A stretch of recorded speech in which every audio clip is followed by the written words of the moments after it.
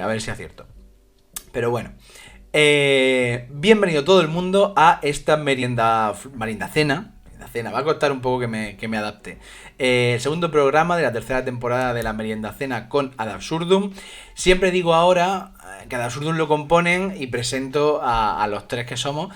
Hoy pues estoy solo, no pasa nada. Hay que aguantar la vela y algún día pues pasar este tipo de cosas. Normalmente están David y Isaac con nosotros. Hoy estoy yo mismo. Pero lo importante es que vamos a tener con nosotros a Margarita Sánchez Romero, ¿vale? Vamos a hablar con ella de, bueno, principalmente de prehistoria, pero luego algunos temas concretos dentro de esa prehistoria y del estudio de la prehistoria. Pero antes, esta semana nos ha llegado un libro a casa que es un libro que llevábamos esperando desde enero, porque, bueno, en realidad antes, nos hablaron del libro antes, pero en enero digamos que se oficializó.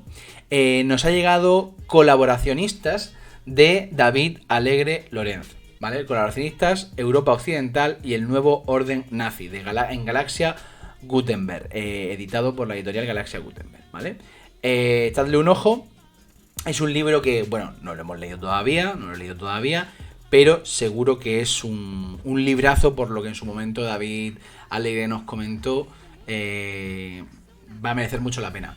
Tanto que, bueno, voy a adelantar un poco, aunque ya lo dijimos por redes sociales, es muy probable que en junio, si David tiene hueco cuando se lo propongamos, y si no, pues en julio, que lo tengamos con nosotros aquí mismo, para hablar del libro. Específicamente, porque la charla que tuvimos con él en el Meriendafluzo, no sé si fue el 1 o el 2 de este año, vamos, en enero o febrero, fue muy interesante, pero fue más amplia, ¿no? Estuvimos hablando en general de lo que es la guerra, el estudio de la guerra y las distintas etapas que ha habido en esos estudios de la guerra, cómo era antes ese estudio, en qué se enfocaba, qué ha cambiado. Ahora, pues vendremos en concreto con este libro para hablar de algo más específico. Así que nada, con eso voy a presentarte. Tengo una cosa también aquí que no voy a sacar hoy porque, claro, tendría más gracia que cuando tenga alguien con el que interactuar en directo pueda mostrarlo. Pero es una cosa que encontré el otro día moviendo papeles y que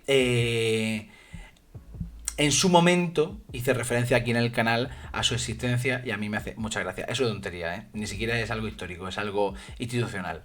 Ya lo sacaré la semana que viene probablemente. Vale, dicho eso, voy a enviarle a Margarita el enlace de entrada en la conversación y empezaremos a hablar por aquí. A ver. Perdóname lo del... Además, hoy no puedo... Normalmente tengo silenciado el micro, porque la gente se me queja del teclado, con razón. Pero hoy intentaré silenciarlo cuando hable Margarita, pero tengo que tenerlo un poco ahí para no torrarme mucho. De hecho, he prescindido de los cascos porque últimamente los cascos cuando estoy... Esto es maravilloso. Cuando estoy en directo, los cascos fallan continuamente y cuando no estoy en directo, nunca fallan. Son estas cosas que de verdad la tecnología... Fíjate que yo no me llevo mal con la tecnología, pero algunas veces, pues en fin. Bien, ahí tenemos a Marga, que ya viene con nosotros. No sé si nos va a oír. No te oigo, pero a lo mejor es cosa mía, ¿eh? Un segundo, dame un segundito. Sí, es cosa mía, un segundo. Ahora debería oírte. ¿Ahora? Ahora, perfecto. Ah, Es que la salida de audio la tenía cambiada, porque como siempre tengo los cascos, que es lo que estaba comentando ahora. ¿Cómo estás, Margarita? yo bien, y tú solito te veo ahí, ¿eh? Sí, no, Pero porque se han bueno, juntado los astros. Seguimos con alguna baja primaveral y ha habido otros asuntos y entonces me dijeron, oye, esta semana no podemos. Y bueno, no pasa nada, no pasa nada. ¿Cómo estás? ¿Estás bien entonces? yo estoy estupendamente, muy bien, muy contenta de por fin esta temporada. Sí, hubo un Venir a montón de... merendar. Hubo movidas con las fechas, entre que una vez no podíamos nosotros y otros no podías tú, tuvimos ahí el vaivén. Sí, sí, pero bueno. Pero lo importante es que al final te tenemos aquí con nosotros, has venido al canal, que eso, vamos, eso era impepinable y lo teníamos clarísimo. No voy a presentarte como el año pasado, que el año pasado No, hicimos, digamos, una sí, lectura cosa por cosa. sí. Quien no conozca a Margarita, más allá de que a lo mejor la ha visto en el condensador, el año pasado hay 2 charlas subidas a YouTube, lo comentaba antes, que tuvimos con ella, que en la primera pues hacemos la introducción a quién es ella y en ambas pues en una hablamos más de un tema y en otro más de otro tema. Hoy vamos a ampliar en otra dirección para que así pues también tengamos más variedad en lo que vamos a ir comentando. Pero, el año pasado en la primera charla sobre todo hablamos del fuego. De hecho, Sí. pues básicamente sobre el fuego. Este año a mí me interesa porque hay un tema que es muy tuyo que no hemos tocado todavía lo suficiente, aunque tú en la segunda charla que tuvimos lo fuiste haciendo referencia, Ujú, que es el megalitismo. ujú. Eso Las, es. las piedras. Las piedras grandes. Las piedras grandes. Aquí yo voy a empezar con algo porque, claro, el megalitismo tiene un componente que es un poco lo que le pasa a Egipto, o a las pirámides más bien, que llama la atención, ¿no? Es como, ¿y esto por qué? O sea, ¿por qué se Ujú. hizo? Entonces, lo primero que te voy a preguntar es algo tan sencillo como, ¿qué es eso del megalitismo? Explicado para cualquier persona que pueda entenderlo fácilmente. Pues mira, el megalitismo es un fenómeno que tiene una escala mundial y que de hecho hoy día todavía hay poblaciones que construyen grandes monumentos con grandes piedras en muchos lugares del mundo. Es un fenómeno que significa que por primera vez los seres humanos hacen del territorio paisaje. Es decir, eh, colocan una serie de grandes piedras en el entorno en el que viven para decir,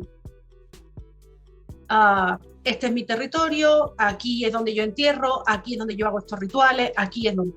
Y es un fenómeno que tiene miles de años de existencia, que como digo todavía sigue existiendo y que supone la idea de monumentalizar el paisaje, ¿no? De generar espacios, hitos en el territorio con los que la gente se puede identificar.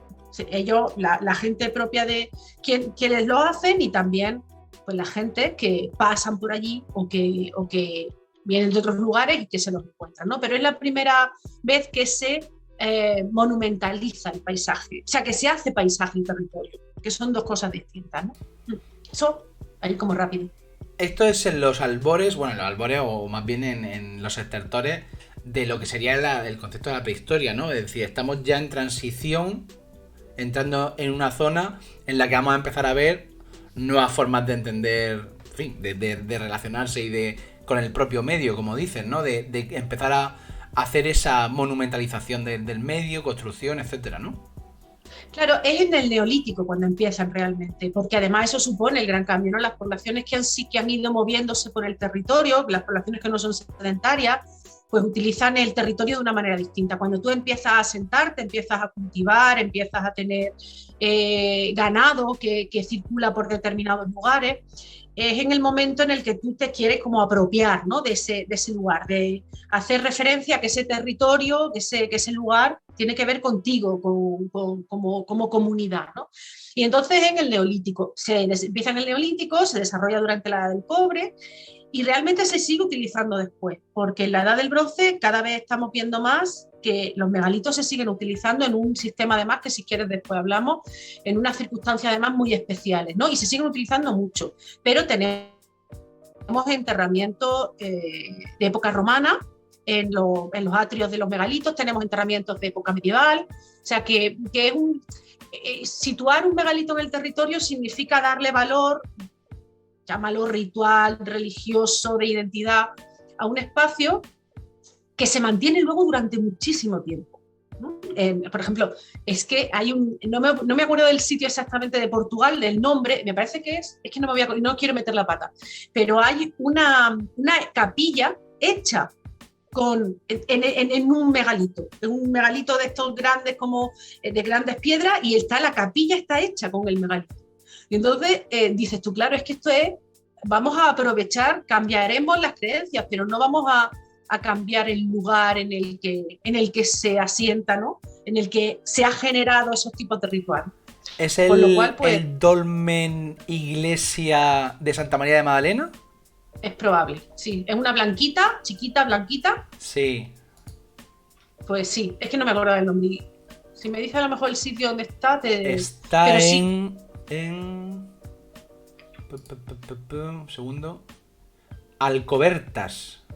es probable, sí. Pero fíjate, da igual, esa, ¿no? Es una iglesia que está hecha en un dolmen. Porque esto pasa como con las fiestas, ¿no? Cámbiale el nombre a la fiesta, pero no le quiten la fiesta a la gente. Ya está.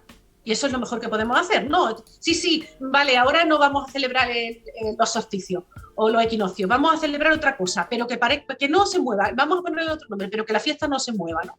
Pues pasa con los espacios también, pasa con los rituales y pasa con los espacios. Lo primero que has señalado precisamente es algo que también aparece en uno de los viajes que hizo Miguel Iríbar, que se fue a Menorca a ver la cultura de los talayots y tal. Y lo primero que te has dicho del megalitismo es que precisamente sirve para marcar territorio. Sin embargo, creo, esto es una opinión mía, que a lo mejor no acierto, a lo mejor alguien me dice, no, yo creo que no.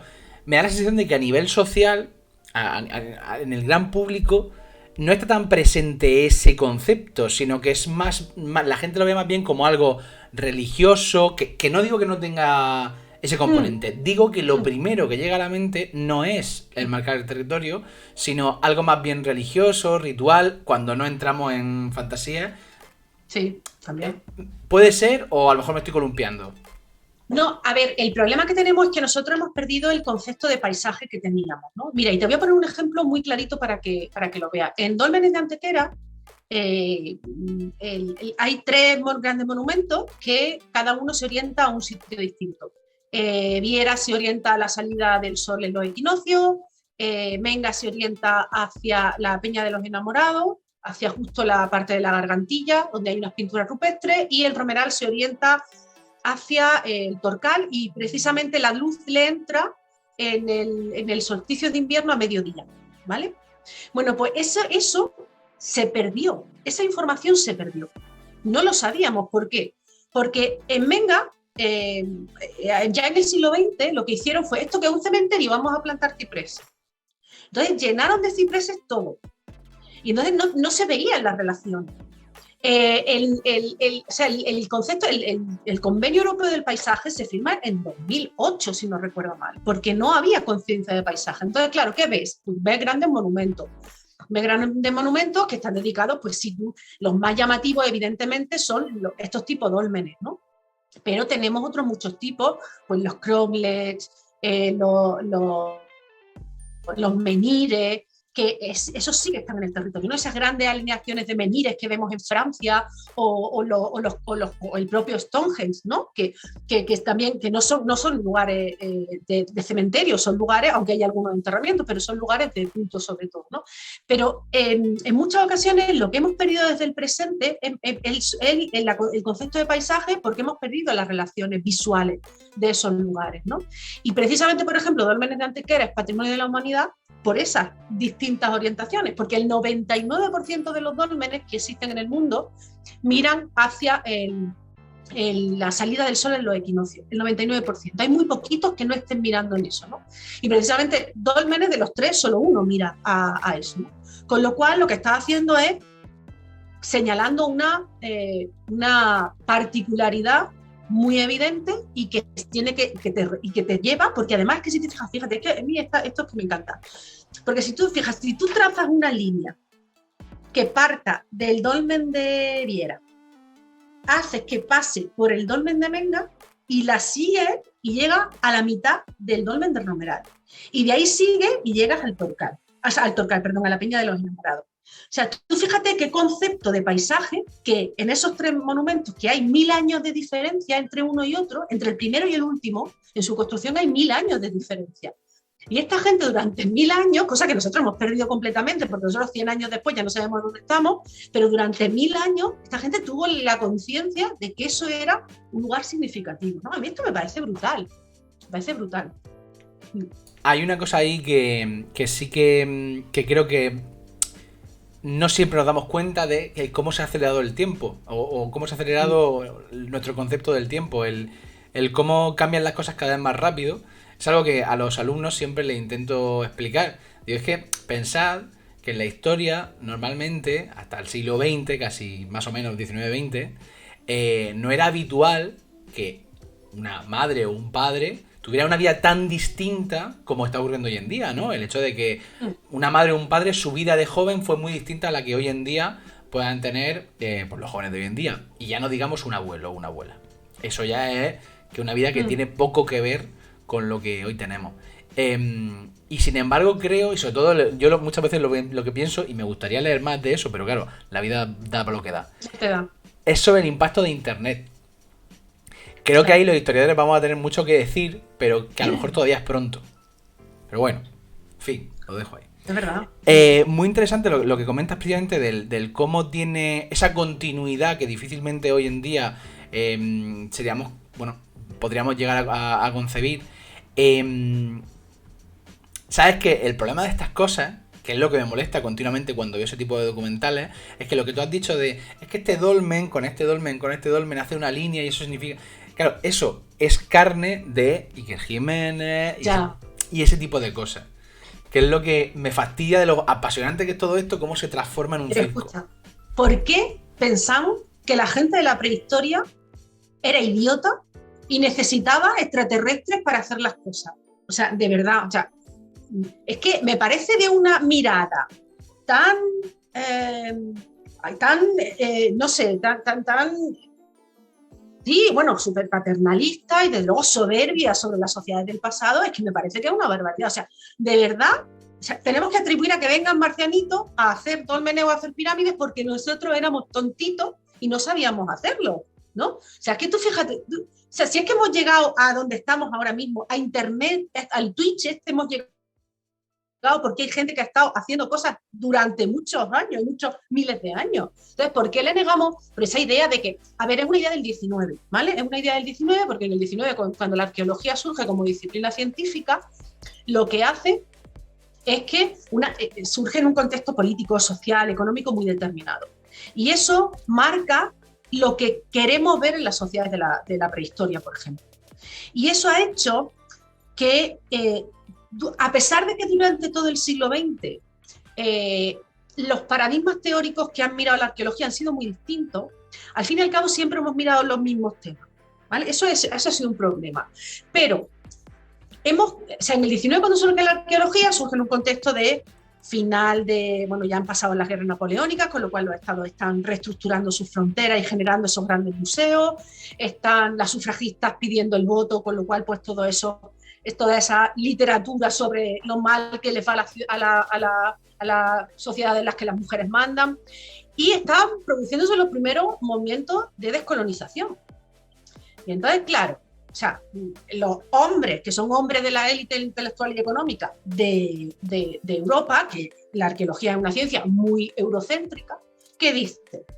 Pues, ¿cómo van a esta gente que son unos salvajes a liberarse de nosotros? Si nosotros les llevamos la civilización, esa idea de la globalización, de que claro, lo nuestro es lo bueno y lo de ellos es que pobrecicos que nos necesitan para sacarlo adelante, ¿no? Entonces, esa idea de comparar pueblos con condiciones económicas y sociales parecidas a las de la prehistoria y utilizar términos como salvaje, primitivo, ¿no? Todas estas cuestiones han marcado nuestra idea de que en el Neolítico la gente era tonta. Entonces, vamos a ver, ¿de verdad tú crees que manejar, ser capaz de darte cuenta de los ciclos de vida de las plantas, de los animales, de saber dónde tienes que plantar, de cómo ir extrayendo, ¿de verdad tú crees que...? O sea, pero esa es la idea que ha quedado, ¿no? Que la prehistoria bueno, han quedado mal para los de la prehistoria y también mal para estas sociedades que en la actualidad siguen teniendo, como digo, características económicas similares a la de la prehistoria, que tampoco son iguales, porque también han pasado por cientos de miles de años de trayectoria histórica, ¿no? Y que seguimos también mirándolo con esa mirada paternalista, porque la globalización pues va a hacer que ya está, que seamos todos igualicos en el futuro. Conectando con eso, en Reino Unido del siglo XIX precisamente pasó algo similar con respecto al tema de la evolución, cuando se empieza a estudiar la evolución humana. La aparición del fraude del hombre, es que no me acuerdo ahora mismo del nombre, supongo que... Piltdown. De Piltdown, que tuvo precisamente mucha conexión con el tema de que no eran capaces de admitir que el pasado de la humanidad fuera de África. ¿Cómo va a ser de África? Claro. Allí no hay nada, eso es un solar. No hay que rascar nada. Y sin salir de Reino Unido, yo te quiero preguntar, ya por pura curiosidad personal, por qué ha tenido tantísima prensa y se ha convertido en algo a nivel mundial, un símbolo a nivel mundial, Stonehenge, habiendo ejemplos de megalitismo en tantas partes del mundo, y no voy a decir porque comparar es ridículo, pero quiero decir como mínimo tan impresionantes como el caso de Stonehenge. Entonces no entiendo, a mí siempre me he tenido la duda de por qué ese concreto. Pues yo creo que se debe a muchas cosas. Primero al reconocimiento claro de que ahí hay una estructura de enorme tamaño y que marcan el territorio, aunque no siempre han estado bien cuidadas, porque no recuerdo, hace unos relativamente poco tiempo, no me salía, quisieron construir una carretera y finalmente se paró. Pero ahí tiene que haber muchas cosas. Primero, esos dólmenes, porque tiene dólmenes tan espectaculares en Escocia y en Irlanda, por ejemplo, dentro del mismo Reino Unido, tiene dólmenes espectaculares, pero estos están muy cerca de Londres, relativamente cerca de Londres. Eso hace que sean mucho más conocidos. Luego el espíritu británico, que es admirable en estas cosas del patrimonio histórico, porque es que no hay nada mejor que su patrimonio histórico vinculado con él.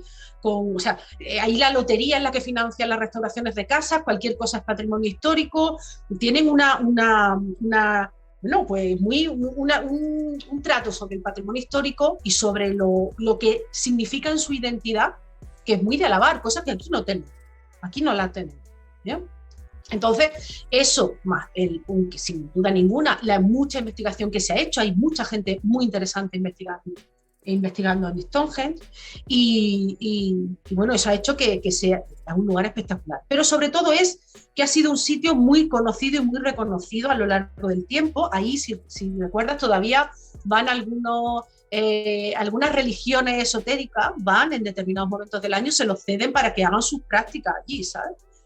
Entonces, bueno, el uso, porque se ha seguido usando, un espacio que se ha seguido usando de una manera u otra, porque está muy cerca de Londres, que se puede ir en un rato, no hay que desplazarse mucho, y luego el propio espíritu también británico en la conservación del patrimonio, que creo que puede que sea una de estas cosas, ¿no? Porque es verdad que, por ejemplo, fíjate, todo el megalitismo francés es espectacular. Sin embargo, ellos, fíjate, no están declarados Patrimonio Mundial, no hay ningún resto megalítico francés que esté declarado Patrimonio de la Humanidad. ¿Y eso porque no han presionado, o sea, no han hecho...? En buena parte es porque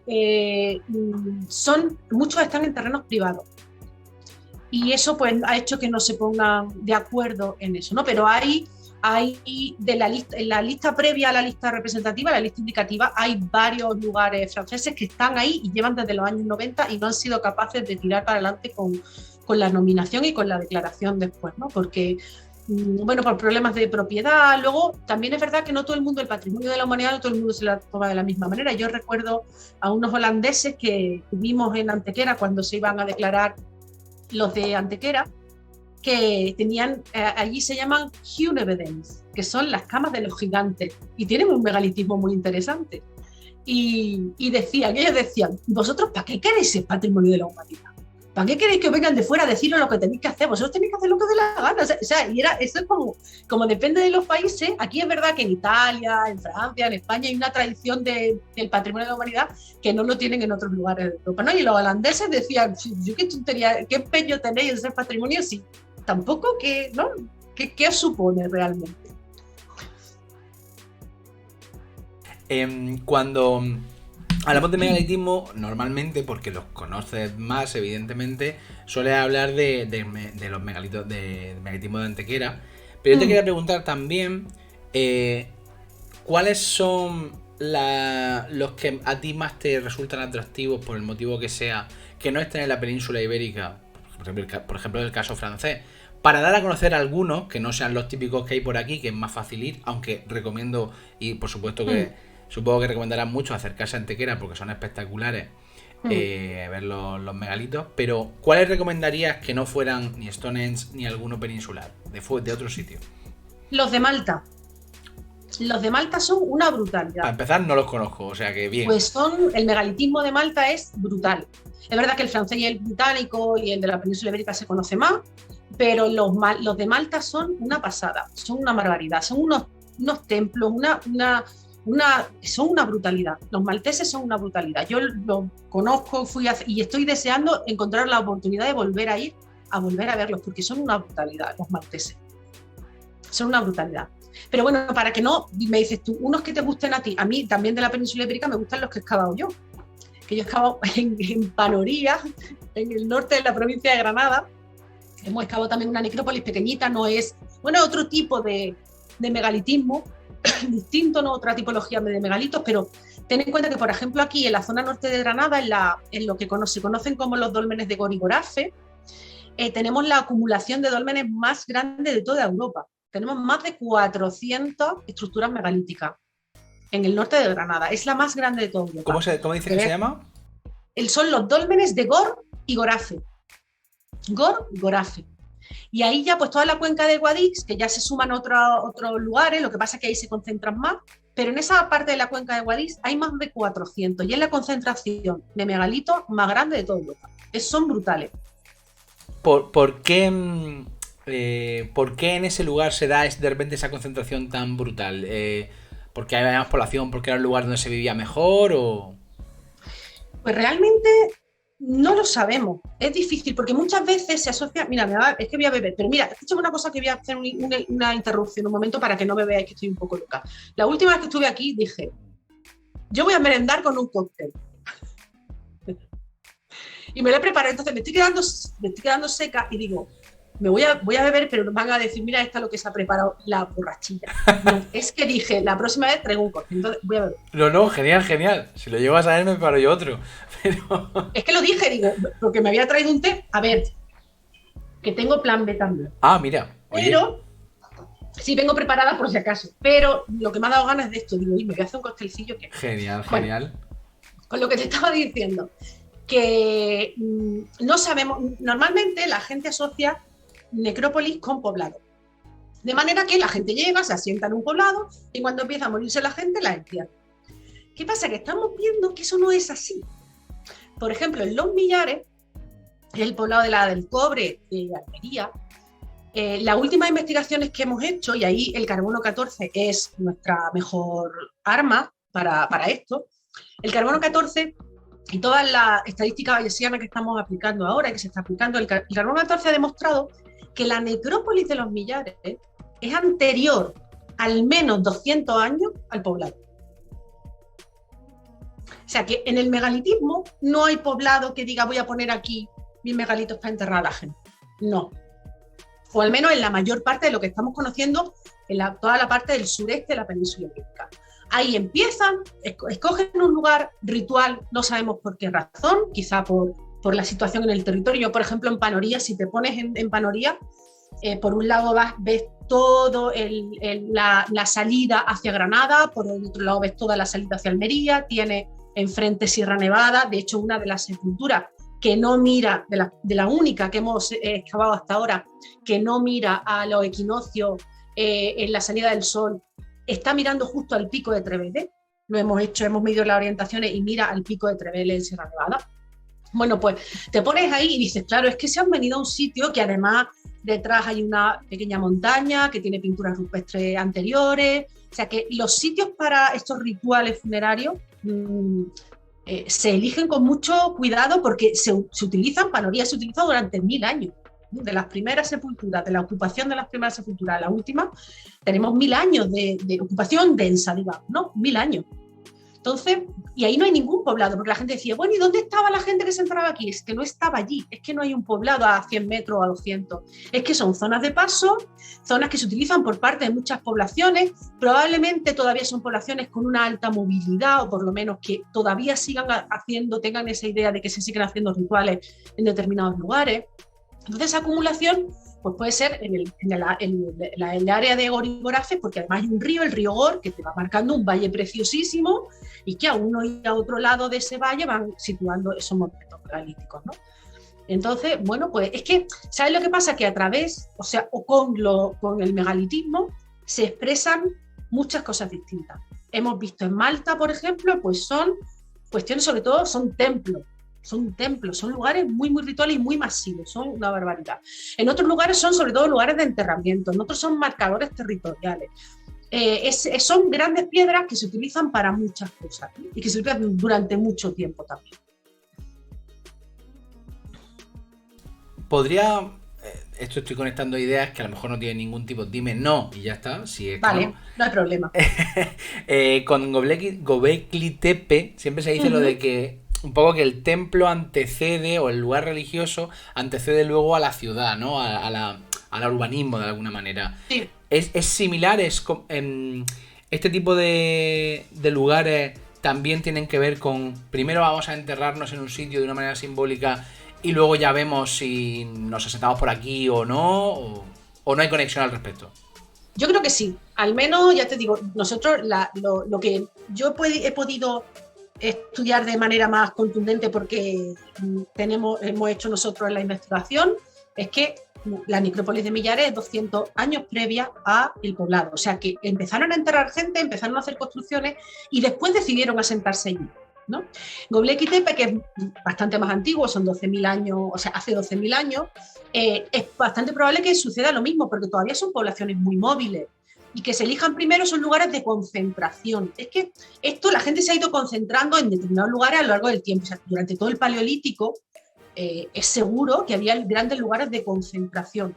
¿Por qué? Porque los grupos paleolíticos son muy pequeños, porque tienen que encontrarse en determinadas ocasiones, pues para establecer nuevas conexiones, para que la sangre no se mezcle, ¿no? Para coger parejas de otros grupos, es que eso es lógico, ¿no? Entonces, esos lugares de agregación han existido siempre, obligatoriamente, por la propia supervivencia de la especie.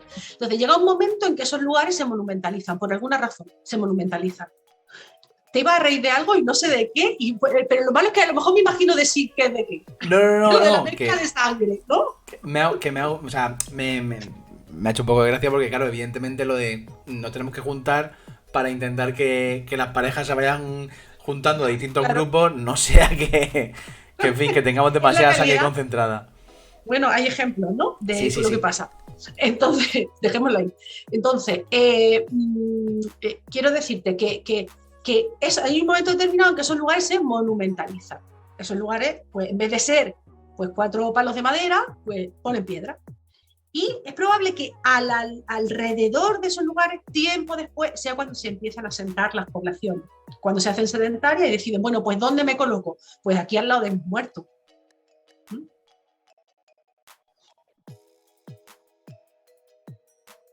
Vale. Precisamente acaban de preguntar o de Mm. más o menos reflexionar en el chat. Caracol in Progress dice: sería algo así como voy a vivir cerca de donde entierro a mis muertos en lugar de voy a enterrar a mis muertos cerca de donde vivo. Eso es. Vale, Sí. vale, En vale. el sureste, porque claro, esto es como todo. A mí me gusta en prehistoria, me gusta, bueno, en la disciplina me gusta afirmar con los datos. Entonces, ¿esto es un fenómeno que es igual para toda la península ibérica? Imagino que sí, pero no lo puedo afirmar. Yo te lo puedo afirmar para el sureste, que sí que estamos viendo que eso sucede, que no encontramos los poblados de esos lugares, grandes lugares de enterramiento, y que cuando los encontramos, como es en el caso de Millares, el carbono 14 me dice que son anteriores. Vale. Pasando a otro tema, Uh -huh. porque quería tocar un poco dos facetas. Hay una cosa que en su momento ya hablamos en una de las charlas que era sobre arqueología de género y te hicimos Sí. una pregunta, pero creo que no te hicimos una, digamos, a colación de eso. Cuando empezaste, si no recuerdo mal, es que a mí a veces se me confunden las conversaciones que tenemos, digamos, en Dentro y fuera. persona con las que tenemos por aquí. Sí. ¿Puedes comentarnos un poco cuál fue la sensación que tuviste o el panorama que te encontraste cuando tú dijiste voy a empezar a estudiar el papel de la mujer o la mujer en la prehistoria? ¿Qué te encontraste en ese momento por parte de la academia?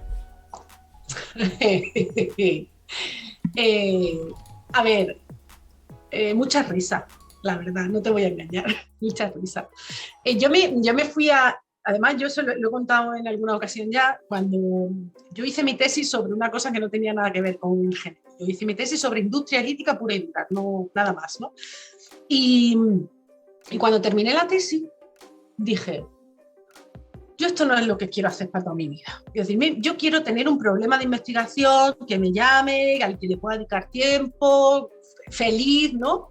Y dije, oye, pues es verdad que durante el tema de la industria lítica había visto, oye, vemos poco a las personas que están detrás de las piedras, no, yo creo que esto no, además, como te digo, como a mí lo que yo quiero es que la arqueología sirva como un elemento de transformación social en el presente, pues tengo que buscar las formas en las que esa arqueología se vincula, o sea, esa sociedad de la prehistoria se me vinculan con el presente, porque esa es mi máxima obsesión siempre, que la gente entienda que estudiar la prehistoria tiene relevancia hoy, y que los debates que hoy tenemos han sido debates que se han tenido a lo largo de la historia y también en la prehistoria, ¿no? Y que muchas ocasiones decimos, no, es que esto ha sido así desde la prehistoria, con lo cual, pues tampoco hay que, oye, no, es que esto no fue así en la prehistoria, o no fue así en toda la prehistoria, o no fue así en todos los lugares. Entonces, esa mirada tan simplista sobre las sociedades prehistóricas me molesta un poco.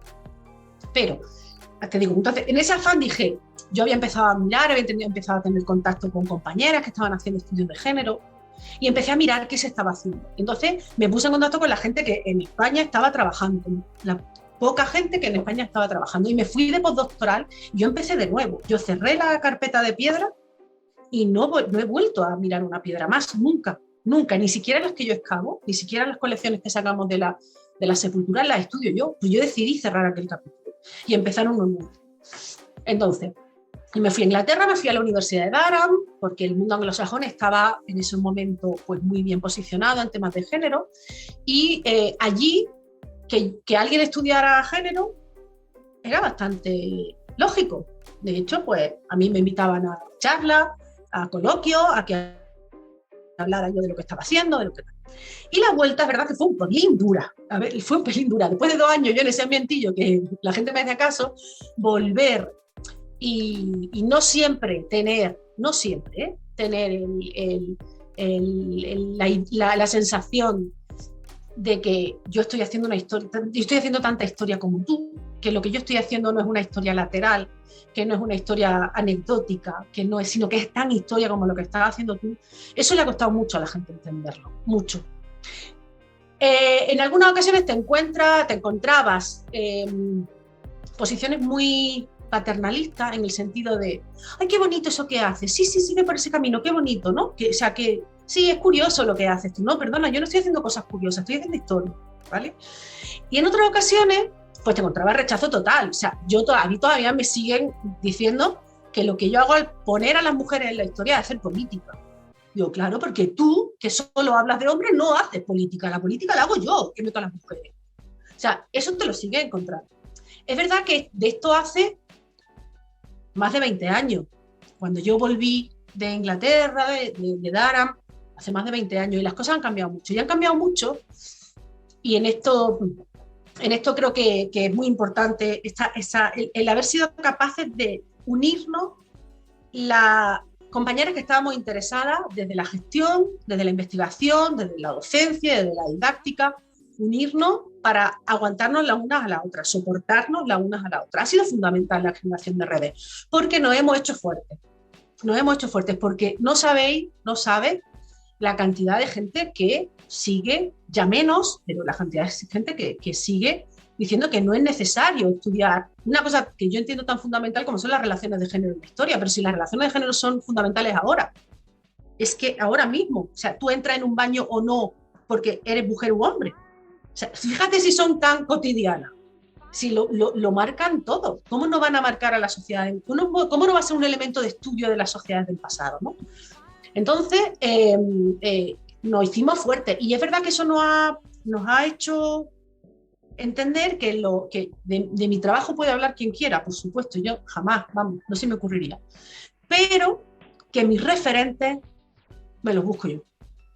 Y que quien yo entiendo que tiene capacidad para juzgar lo que hago, esos referentes los busco yo. ¿Me vale que todo el mundo hable? Por supuesto. ¿Me vale que todo el mundo me influya en las formas? No. Eso me lo he ganado después de los años.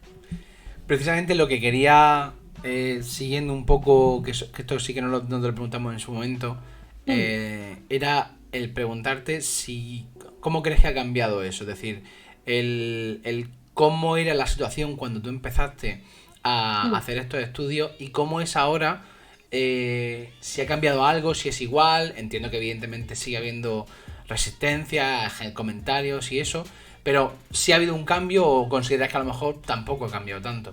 No, sí, sí.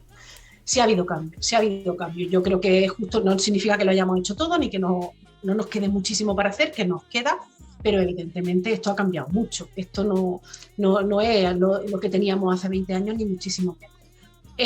Primero porque también es verdad que hemos sido capaces de generar metodologías, posiciones teóricas, literatura, que habla sobre estos temas de una manera científica, bueno, que ahí están los datos y que si los discutimos, pero estos son los datos que hay.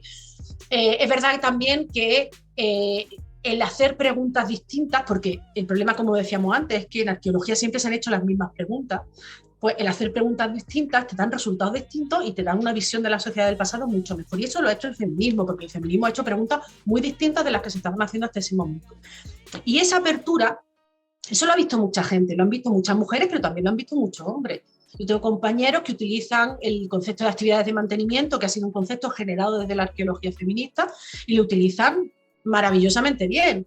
O todos los elementos relacionados con la identidad, que también un fuerte desarrollo se ha tenido desde la arqueología feminista y lo están usando, ¿no? Y yo entiendo que no, yo tengo interés en conocer a las mujeres del pasado, pero a lo mejor hay gente, otros colegas, que no están tan centrados en entender a las mujeres del pasado, pero sí en utilizar en las relaciones de género como un elemento fundamental, que es que, o sea, lo que no puede ser es negarlo.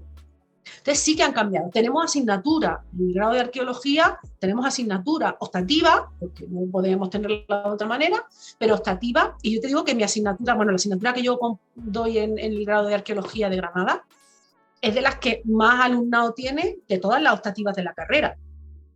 Nosotros, nosotras, y la otra es antropología física, que llama mucho la atención, pero siempre estamos ahí, ¿eh? Somos las asignaturas optativas que más alumnado tenemos, con lo cual eso significa algo, significa que la gente quiere saber. Antes, igual te digo, en esa asignatura yo tenía pues a lo mejor un 70, un 75, un 80% de chicas en los primeros años que la impartía, y en los últimos años tengo un 50-50. ¿Por qué?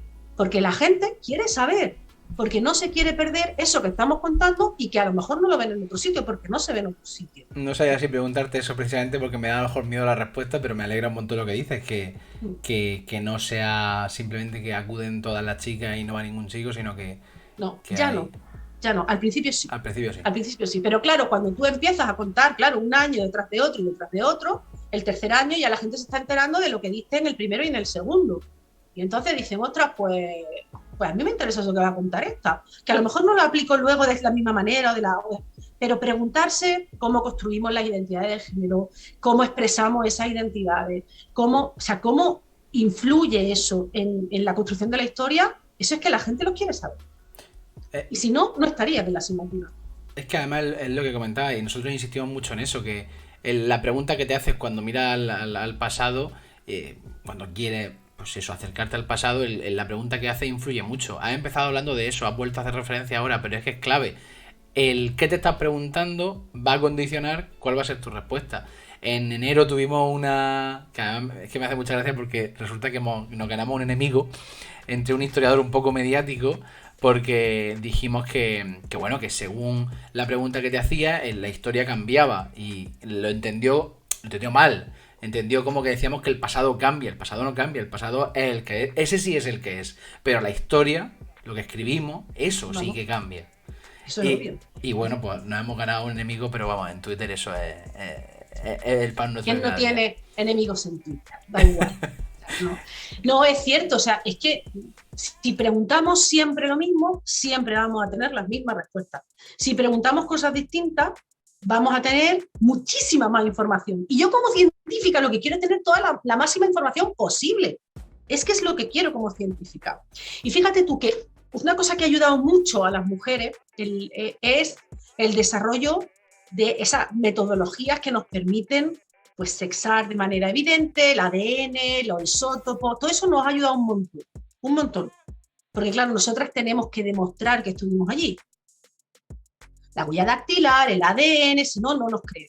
pero da igual, lo demostramos, que para eso está. Pero incluso con esa nueva metodología y esa nueva analítica, si no hacemos las preguntas adecuadas, da igual, porque no vamos a contestarlas, no vamos a utilizar para contestarlas, ¿no? Entonces, claro, es que lo importante es hacer preguntas distintas porque vamos a saber cosas distintas.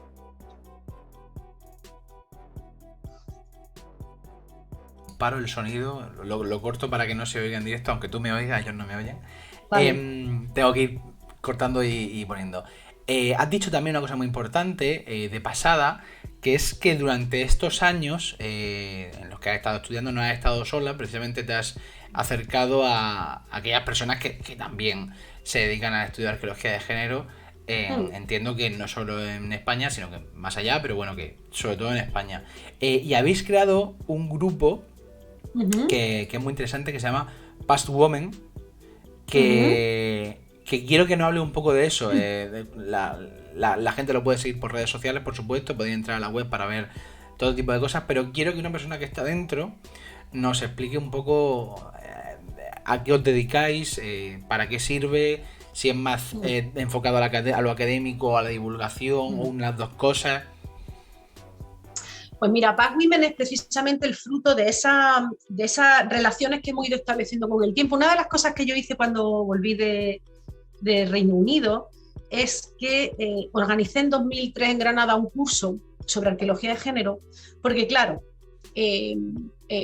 como dije, cuando yo llegué de vuelta, me encontré con pues, esa situación de que a alguna gente pues, le daba mucha risa lo de la arqueología de género, a otra gente no le gustaba, y como yo tengo también muchos hombres que me apoyan y que en mi departamento, pues en un momento determinado me dijeron, oye, pues organiza algo, búscate tú los referentes, búscate, ¿no? Y entonces eso es lo que hice, me organicé y un curso sobre arqueología de género en 2003 en Granada, en que llamé a todas las que estaban haciendo cosas sobre género en España. Toda la gente que llevaba, las que habían empezado en los años 80, porque hay una arqueología de género en España, sobre todo de las universidades catalanas, muy importante en los años 80 y los desarrollos que había habido durante los 90. ¿No? Y de ahí de ese curso que repetimos en 2005, surgió un grupo no formalizado, pero un grupo de compañeras, de amigas que nos dedicamos a lo mismo y que, como digo, pues se dedican o bien como profesoras en la universidad, o bien como gestoras en los museos, o se dedican a la universidad siendo arqueólogas, pero a didáctica de las ciencias sociales. Un grupo a investigadoras, a un grupo como que teníamos los mismos intereses y que, claro, ¿qué hemos hecho a lo largo del tiempo? Pues empezar a contar las unas con las otras. Vente tú, voy yo, organizo esto, este año me toca a mí, haciendo que, de hecho, lo que hemos hecho es que durante mucho tiempo, y todavía sigue siendo así, la arqueología feminista en España es de las más potentes, desde luego del sur de Europa, sin ninguna duda, incluyendo Francia, incluyendo a las alemanas, están empezando ahora, las portuguesas, pero desde luego, fuera de los países escandinavos y de los anglosajones, la arqueología feminista en España es brutal lo que se ha hecho en los últimos años, ¿vale? Entonces, claro, ¿qué pasaba? Pues que nosotras ya llevábamos investigando mucho tiempo y sacábamos nuestros artículos y publicábamos y tal, nos reuníamos y hacíamos cursos, pero entramos a un museo y las imágenes que veíamos eran siempre las mismas. Y abríamos una revista de divulgación científica, que ojo, en eso sí que en los últimos años se ha cambiado mucho, abríamos una revista de divulgación científica y las imágenes que encontrábamos eran siempre las mismas. Cualquier libro de texto, siempre lo mismo. Eso no ha cambiado tanto. Siempre lo mismo, siempre lo mismo, siempre lo mismo. Y evidentemente lo hemos denunciado, lo hemos dicho, nos hemos quejado, pero llegó un momento en que dijimos, ya a lo mejor, además de quejarnos, tenemos que ser proactivas en esto. Y tenemos que empezar a actuar nosotras, porque no lo van a hacer por nosotras, vamos a hacerlo nosotras. Y en 2007 empezamos el grupo. Yo creo que nos llamamos Past Women en inglés porque no pensábamos que íbamos a tener tanto éxito, ¿sabes? Porque si no he dicho, mira que ponernos el nombre en inglés, pero porque de verdad que no pensábamos que esto iba a sentarse como se ha sentado, ¿no? ¿Y qué hemos hecho? Pues es una web de recursos a muchos niveles, funciona a muchos niveles, y que sobre todo lo que nos preocupó en un principio es generar imágenes distintas. Porque, ¿qué nos pasaba cuando hemos visto qué hacía la gente, cómo se construían esas revistas, cómo se hacen los museos? pues que evidentemente lo que les faltaban son imágenes de las que tirar. Y dijimos, vamos a crear nosotras las imágenes. Y empezamos con una serie de imágenes, empezamos con 5 periodos, luego hemos aumentado a lo largo del tiempo, hemos aumentado a más periodos, ya tenemos evolución humana, tenemos un árbol de evolución humana preciosísimo, de verdad que os animo a que lo veáis. Además hemos hecho un vídeo que es una maravilla lo del árbol de la evolución humana. Pero tenemos muchas cosas muchas imágenes que ya sí que empezamos a ver, que la gente tira de ellas para... Y una cosa muy chula que hemos hecho, que a mí me parece que es de lo más interesante, es que en un momento determinado, y por una serie de casualidades de la vida, nos encontramos con un grupo muy presente en la divulgación arqueológica, que son la gente que dibuja, los dibujantes y las dibujantes. Y por una serie de casualidades, en un momento determinado nos encontramos y dijimos, hay que trabajar con esta gente, porque a mí me lo han dicho compañeros que dibujan, ¿no? Dibujantes me dicen, ilustradores, ilustradoras me dicen, pues yo es que no había pensado en que eso que tú me estás diciendo es así. Es que a mí me encargan una imagen del Neolítico y yo te prometo que no pongo a mujeres a conciencia. O sea, que no es que digamos, no voy a poner mujeres. ¡Hala! No, es que no es que haga eso, es que yo esto no lo hago. Oye, me estás preocupando. Y me acuerdo que en el 18 nos encerramos 3 días, 50 personas en la Universidad Internacional de Baeza, y fue súper chulo, porque la gente exponía sus dibujos y les criticábamos los dibujos, y ¿sabes? Y le decíamos, pero ¿cómo se te ocurre? Siempre bien, porque nosotras, otra cosa que tenemos es que somos muy lindas, ¿sabes? O sea, nosotras nos disfrutamos mucho con lo que hacemos, nos queremos mucho, y entonces nada del ambiente ese de los congresos que la gente... No, nosotras, hija, bastante sufrimiento hay en la vida, vamos a ver, y todo se puede decir bien, todo se puede decir con elegancia, con alegría, con amabilidad, y ese es el camino que nosotras hemos decidido tomar. Entonces lo hacemos todo así, ¿no? Y entonces le decíamos, pero a ver, tú no te das cuenta que ahí lo has puesto tal, o tú no te, ay, pues es verdad, pues no sé qué. Y entonces hemos generado quizá un germen ahí que hay mucha gente que se está replanteando cómo hacer los dibujos, ¿no? Yo, por ejemplo, una de las personas que más trabajo, que es Iñaki Diegue, bueno, que él le ha dado una vuelta a sus dibujos importantes precisamente porque él fue el que me hizo esa pregunta, eso que dice es verdad y yo no lo quiero hacer, ¿no? Pero con mucha más gente con la que trabajamos, procuramos que en la web haya muchas manos distintas, porque no queremos que yo me uniformidad, sino que haya manos distintas, ¿no? Y entonces eso es lo que estamos haciendo. Ahora vamos a estrenar muy prontito, esto ya es una primicia, ¿eh? Vamos a sacar muy prontito una exposición virtual sobre las mujeres en la prehistoria, que va a ser una pasada, de verdad. Porque precisamente a raíz de esto generamos una red, que es la red Past Women, que ya sí que es una red del Ministerio de Investigación que ya está terminando, durante 2 años solamente, a las que incorporamos a las compañeras del mundo griego y romano, porque nosotras éramos prácticamente todas prehistoriadoras y protohistoriadoras, ¿vale? Entonces en la red hemos incorporado a compañeras del mundo griego y romano y estamos cerrando ya con la pandemia. Pensábamos hacer unas cosas, porque han sido justo los 2 años de la pandemia, pensábamos hacer unas cosas y nos hemos visto obligadas a hacer esto, pero la derivación yo creo que es muy interesante. Eso, y que una cosa muy importante también es que todos los proyectos, toda la vida de Past Women como recurso ha estado acompañada por proyectos de investigación. Es decir, primero tuvo una compañera de Barcelona, de la Autónoma, Paloma González Marcén, luego lo ha tenido Carmen Rizque, que es de la Universidad de Jaén, y ahora lo tengo yo, el proyecto de la Junta de Andalucía, que sostiene, digamos, durante estos años, que se llama Body Tales, y que lo que hacemos es centrarnos más en el cuerpo, y que sostiene en la web y todo lo que estamos haciendo, ¿no? Y entonces hacemos seminarios, pronto vamos a hacer uno sobre educación, que lo retransmitiremos online, todo eso está en la página web.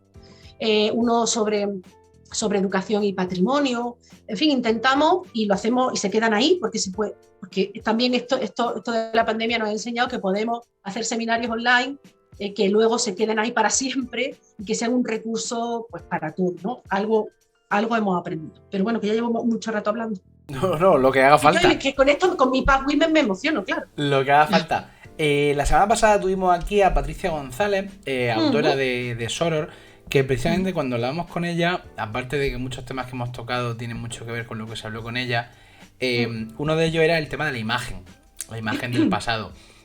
el cómo lo que ocurre es, en el caso sobre todo de Roma, evidentemente pasa más que en la prehistoria, pero vamos, que también el tema de cómo el cine, pues al final te condiciona a la hora de pensar en ese pasado, de imaginarte cómo era. Entonces me resulta, o sea, me parece increíble y muy interesante el que hayáis ido de hecho a eso, al ilustrar el pasado para que la gente tenga una referencia que poder ver, que al final lo de que la imagen vale más que 1000 palabras, no que 1000, sino más que un ensayo. Sí, sí, sin duda, sin duda. O sea que vamos. Sí, porque además en estas imágenes nosotros procuramos contar historias. Mira, estamos preparando un pequeño desarrollo de cómo generamos las imágenes en Pazmimen, porque hay historias súper bonitas. O sea, tenemos una que está colgada, que es un parto en el mundo íbero, y que es la primera vez que se representa un parto en la prehistoria. Nosotros no conocemos ningún otro. Y ese parto lo diseñaron, lo trabajaron durante muchos meses las compañeras del Instituto Andaluz de Arqueología Ibera de Jaén, Pachuca de Miguel, que es profesora de la Universidad de Alicante, que es matrona, ella de profesión, es asociada en la Universidad de Alicante, pero ella es matrona y doctora en antropología física, que ha visto muchos partos, y Carmen Ruiz, que es Rumor, que es la ilustradora, que, bueno, pues sí, hablando de Patricia, ¿no? Pues ella es una de las ilustradoras de Despertaferro, ¿no? Porque además la elegimos a ella porque es muy realista en las imágenes que genera, ¿no? Bueno, pues ahí hay un trabajo, nosotros lo tenemos descrito en algunas de las conferencias que damos, hay un trabajo de cómo es el primer boceto que se presenta, y de Pachuca, de Maripaz de Miguel, diciendo, el agua esa echa humo, eso significa que está hirviendo, y si está hirviendo no sirve de nada. Quítale el vapor, ¿no?, al agua. Ahí hay mucha sangre. En ese momento del parto no hay sangre, así que quita la sangre. Las compañeras del libro, oye, ¿qué que has puesto ahí? Esto no se puede poner así. O sea, es un trabajo tan bonito que estamos pensando en cómo contar esa historia también del desarrollo, porque lo que queremos, nosotros no hacemos, no inventamos. Si es que además todas esas investigaciones están basadas en nuestras propias investigaciones. O sea, las ilustraciones están basadas en nuestras propias ilustraciones. Con lo cual, lo que contamos es porque lo hemos visto en el registro arqueológico, ¿no? Entonces, es muy bonito ver todo ese recorrido. Y el libro de Patricia me encanta, porque además yo le hice el prólogo, así que es un libro maravilloso. Desde luego. Ay, me queda en blanco de repente, te iba a decir... pues tenía una cosa en la cabeza y ahora ya no la tengo. Ya saldrá. Volverá. Ya saldrá. Mi madre, como decía mi madre, si es verdad, volverá. Sí. Supongo, era una duda más que verdad o mentira, pero sí. Te iba a preguntar también sobre el tema este. Bueno, sí, perdón, que tenemos también a Patricia ahora mismo en el chat. Hola, que saluda y que dice que es un prólogo estupendo. Bueno, el libro es mejor que el prólogo. Es así. Es maravilloso. Sí, me acuerdo. Has dicho una cosa que me parece bastante reseñable, y es el hecho de que algo tan básico para que exista el ser humano y algo tan natural en la prehistoria y en cualquier momento de la historia humana como es un parto, no haya ninguna representación hasta, por lo menos que conozcáis vosotras, hasta que lo habéis hecho en vuestro grupo. O sea, es bastante... A mí me choca un poco, y además es algo que si no me lo dicen no me voy a dar cuenta. Claro, pero no hay, ni de prehistoria y protohistoria no hay. No hay, que sepamos. Si alguien lo conoce, por favor que nos lo envíe, porque estaremos encantadísimas de reseñarlo y de ponerlo de tal, pero que nosotras conozcamos no hay. Pero no hay, ¿sabes por qué no hay? Porque el parto no existe en arqueología. No está descrito en arqueología, no se ve en la arqueología, en los yacimientos arqueológicos. Solamente cuando hemos empezado a hablar de parto, mira, uno de los primeros partos que se conocen en arqueología, en prehistoria, y ahí está seguro Ignacio que me va a decir que sí, es el Cerro de las Viñas, en Murcia, en Lorca. Es un yacimiento argárico, y entonces hay una mujer que muere por un parto un poco complicado, que el bebé saca el brazo, y bueno, en ese momento eso no tiene solución, eso termina con la muerte de la madre y del bebé, ¿no? Y se entierran así. Y bueno, esa es la primera vez que... Bueno, pues partos fallidos en la prehistoria Ha habido mucho, o sea, la mayoría no, porque estamos aquí, y esa es la prueba evidente de que la mayoría han sido exitosos, pero ha habido muchos, seguramente muchos más de lo que hemos detectado. En los últimos años se están detectando partos fallidos o muerte anteparto en otros yacimientos agregáricos como la Almoloya o la Bastida. Pero ¿qué me dicen a mí? Tú fíjate, es que esto es duro. ¿Qué me dicen a mí mis compañeras que son antropólogas físicas? Me dicen, mira, Marga, en muchos yacimientos arqueológicos que no ha habido gente preparada a la hora de una excavación con formación en antropología física. Seguro que las bolsas en las que metemos los huesos de fauna están llenas de huesos de neonato. O sea, tú fíjate. ¿Por qué? Porque yo misma, que suelo excavar sepultura, yo te reconozco con relativa facilidad y si están bien conservados, pues te conozco una pelvis, un fémur, ya son años de experiencia. Pero los huesecillos chiquitillos, yo, ¿esto qué es? Esto será un animalillo que se ha metido, que se metió, ¿qué tal? Entonces, claro, es que fíjate que es que ni lo hemos visto, es que lo hemos negado porque no hemos considerado que pudieran existir, que pudieran pasar. Claro, lo que tú no preguntas, no te lo vas a encontrar. A no ser que sea muy evidente como ese del Cerro de las Niñas, ¿no? Entonces, claro, es que no estamos viendo cosas en la prehistoria. Por eso mi insistencia en que esto, sobre todo, esto mejora mucho el conocimiento que tenemos sobre las mujeres en la historia y en la prehistoria. Desde luego, sin duda ninguna. Pero es que mejora la disciplina. ¿Cómo no va a mejorar la disciplina esto? La mayor información, es que esto mejora la disciplina, por tanto, hay que insistir en eso también, ¿no? Yo he asistido a la excavación de dos bebés recién nacidos, pero lo que pasa es que tuvimos la suerte de que estaban encapsulados en esto, ¿cómo era? Como en unas tejas, ¿vale? Con lo cual estaba debajo del suelo de una casa, entonces estaba bien delimitado el enterramiento, con lo cual bastante. Era íbero, por cierto. Sí, bueno, suelen hacerlo así, sí. Claro. Y dice Ignacio, que voy a comentarlo yo ahora, que lo excavó el caso que decías tú de Lorca, Manuel Ayala, que de hecho en clase me lo explicó, que muy interesante el caso. Le tenía puesto hasta nombre a la mujer, le tenía puesto, no me acuerdo, pero le tenía puesto hasta nombre, sí. La llamaba algo. Yo me acuerdo, la conocí a María Manuela y yo le dije, ay, hace muchos años, le dije, que yo utilizo tu ejemplo en las clases, y le tenía puesto nombre a la mujer, ¿no? Fue muy impactante para ella encontrar, porque te das cuenta, o sea, fíjate, ¿no?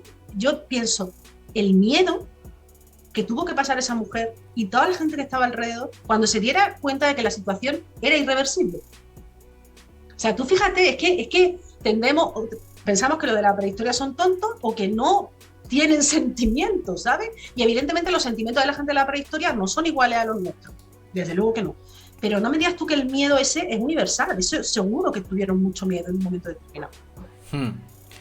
Dice Francisco Jerez, en el yacimiento de Almoloya creo que encontraron algo similar de un parto en el que arrancaron al niño literalmente a la mujer, o eso nos comentaron los arqueólogos que estaban excavando.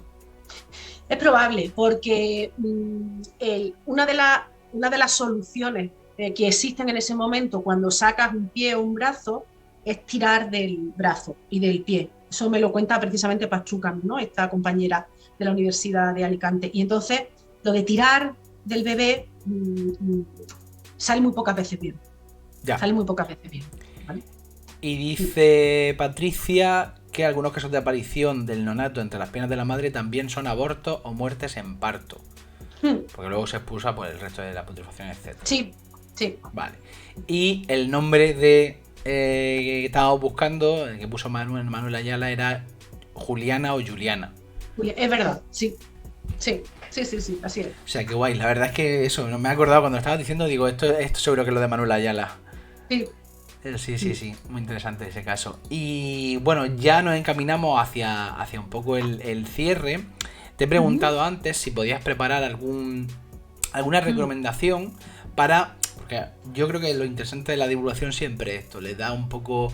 En fin, le hace la introducción a una persona que no tiene mucha idea o que tiene un poco de lo que es megalitismo, de lo que es la arqueología de género o lo que sea, pero que luego tenga siempre la puerta abierta. Entonces, quería preguntarte por alguna recomendación, por si alguien quiere seguir leyendo a nivel divulgativo o académico pero accesible sobre arqueología de género y sobre megalitismo.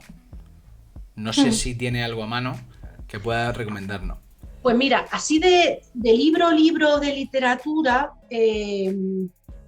o sea, de libro académico, no se me ocurre ninguno que daros, porque lo que prefiero es que vayáis en el caso de la arqueología de género, vayáis a la página de Past Women, porque además tenemos una página de recursos en la que hay un montón de bibliografía. Hay bibliografía, hay recursos didácticos para los coles, hay un montón de cosas. En la página de recursos hay vídeos, están todos los de YouTube. Yo creo que ahí es interesante, ¿no? el tema. Y luego, para temas de megalitismo, yo te diría que no te sabría decir yo qué libro te recomendaría sobre megalitismo que tenga un carácter más divulgativo, ¿vale? Porque es verdad que ahí, si es que tú lo sabes perfectamente, que tenemos grandes problemas a la hora de hacer libros de divulgación que tengan que ver con la prehistoria, porque o somos muy científicos o somos muy... ya nos pasamos a la ciencia ficción, ¿no? A la historia que utiliza la arqueología, las sociedades prehistóricas para contar cosas que no sé, ¿no? Entonces, ese salto lo tenemos que dar, ese salto hay que darlo, ¿no? Pero quizá volvería a recomendar las páginas web de por ejemplo, Dólmenes de Antequera, que sí que dan mucha información y tienen muchas imágenes muy interesantes sobre megalitismo. Y sobre todo lo que recomiendo es que vayan a los sitios a verlo, ¿no? Sobre todo que vayan a los sitios a verlo. Yo mira, no sé, es que no sé si tengo aquí. Te voy a enseñar uno, espérate, que me levanto un momento. Te voy a enseñar una. Sin problema. Por lo pronto he pasado por el chat, aunque la gente lo habrá ido viendo, tanto los enlaces de Past Women de la bibliografía, bueno, la propia web la había pasado ya, y la web de los Dólmenes de Antequera, que yo de nuevo me sumo a la recomendación porque es bastante impresionante visitarlo. Mira, este libro se llama Tumba y Templo y sus orientaciones. Este es un libro que precisamente ha sacado Dólmenes de Antequera y que es la traducción de un libro que publicó Michael Hosking, que era un catedrático de Historia de la Ciencia de Cambridge, que se dedicó durante años y años y años a recorrer todos los megalitos europeos para medir la orientación. Entonces, de hecho, Michael nos dio la base para construir el expediente de Patrimonio de la Humanidad. Y es un libro que, sin ser así como sesudo de prehistoria, sí que, bueno, tiene además una encuadernación muy cuidada, y entonces pues tiene muchas cositas sobre dólmenes y sobre las orientaciones, una perspectiva muy arqueoastronómica, pero que da mucha información, ¿no? Entonces, bueno, este puede ser un libro bonito para, si no estás muy metido en temas de megalitismo, pues sí que te acerques a ver esos megalitos y a ver esa estructura y a ver cómo se configuran en distintas partes de Europa, de Europa y de lo que no es Europa, porque utiliza todo el Mediterráneo, sobre todo, ¿no? Él hace una perspectiva de todo el Mediterráneo, con lo cual pues tenemos muchísima información. Y es un libro bonito de ver y que es fácil de leer. Genial. Pues bueno, ya sabes que en la despedida nosotros siempre lo que hacemos es dejar margen, dejar un rato al invitado o a la invitada para que, por fin, si consideras que te ha faltado algo, que lo añadas o lo que te apetezca. No, yo que me lo he pasado muy bien, como siempre. Hemos estado aquí muy bien los dos, ¿eh? No nos han hecho falta cosas. ¿Te has dado cuenta? Esto es que se den cuenta. Vamos, que la próxima vez, si quieres no venís tú, lo hago yo, no pasa nada. Sin problema. No, que ya está, que muchas gracias, que yo siempre estoy muy contenta. Estoy muy contenta por muchas cosas de todo lo que estamos haciendo y de las formas también en las que se están haciendo las cosas, ¿no? Que a mí me parece que es muy importante hacer las cosas, pero hacerlas también de determinada manera. Y yo creo que estáis haciendo un trabajo magnífico y que nos estáis haciendo que nosotros hagamos un trabajo estupendo. Y yo estoy muy contenta. Y eso, pues que ya sabéis dónde estoy y que estamos para lo que necesitéis. Pues estamos en contacto y de hecho lo que has comentado del proyecto que sacaréis en breve de la exposición virtual, sí. cuando esté, somos muy despistados en redes sociales, ¿vale? Y además como somos tres, a veces la ve uno en un momento una notificación, se le olvida decírselo a los demás y nos perdemos en... Con lo cual, si te acuerdas de avisarnos con una arroba bien o lo que sea, o por privado... Os enteraréis, no os te preocupes. Sí, porque vamos, hay ganas de verlo eso. Nada, muchísimas gracias por prestarte y eso, estamos en contacto. Estamos en contacto, un beso muy fuerte. Un beso, hasta luego. Hasta luego. Y bueno, para los espectadoras que estaban por aquí con nosotros, que sepáis que el domingo que viene volvemos. El domingo que viene estaremos con Étimos Directos. Si no lo conocéis, es una principalmente en Twitter donde se mueven y va básicamente sobre etimología.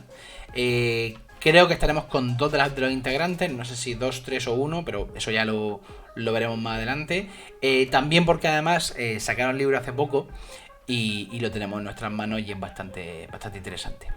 Con lo cual, cambiamos un poco de tercio. En realidad también tiene que ver con la historia, la evolución histórica del lenguaje, es algo muy interesante. En concreto, bueno, pues cada uno somos 3, entonces cada uno tiene unos intereses más tirando para uno, tirando para otro. Isaac es el que es muy fan de lo que sería la etimología, de la evolución de las palabras, de los refranes, las expresiones. Con lo cual, pues traemos precisamente algo así, porque, bueno, sabéis que traemos a gente que nos interesa lo que hace y bueno, y así va a seguir. La semana que viene Étimos Directos, la última semana de mayo, bueno, la siguiente semana tendremos a Puto Miquel para hablar de su libro La historia no es la que es, sino la que te cuentan, o es la que te cuentan, perdón, que como tiene muchas conexiones también con Homo Historicus, pues creo que va a ser una charla bastante interesante. No sé si me he saltado, es que a lo mejor sí me he saltado a alguien, perdonadme. Claro, quedan 3 semanas. Yo ya estoy deseando que acabe mayo y junio, por motivos que no tienen nada que ver con motivos, los que sean. Entonces me he saltado una semana. También tendremos a la Clasicoteca, que hacen un trabajo muy interesante sobre la antigüedad clásica, que parece que no, pero siempre tiene algún aspecto que no es lo suficientemente pues divulgado, reseñado, etcétera, y ellos hacen bastante un trabajo interesante, especialmente en Twitch. Así que bueno, es un mes muy interesante. Vamos a seguir en principio hasta mitad de julio con estas meriendacenas pues activo, con lo cual traeremos a gente de todos los palos y tendremos un poco, en fin, asegurada la diversión, el entretenimiento y el aprendizaje. Sin más, espero que la semana que viene no estar solo y mondo. Seguro que se incorpora alguno de mis compañeros. Espero que haya sido una jornada interesante y que bueno, que os llevéis algo a casa, aunque estéis ya allí, pero que os llevéis algo de esta conversación, que desde luego con Margarita siempre es un placer. Un saludo a todo el mundo, que tengáis buen domingo, lo que queda de domingo, y buena semana, que a veces se hace cuesta arriba, pero seguro que esta semana va guay. Un abrazo a todo el mundo.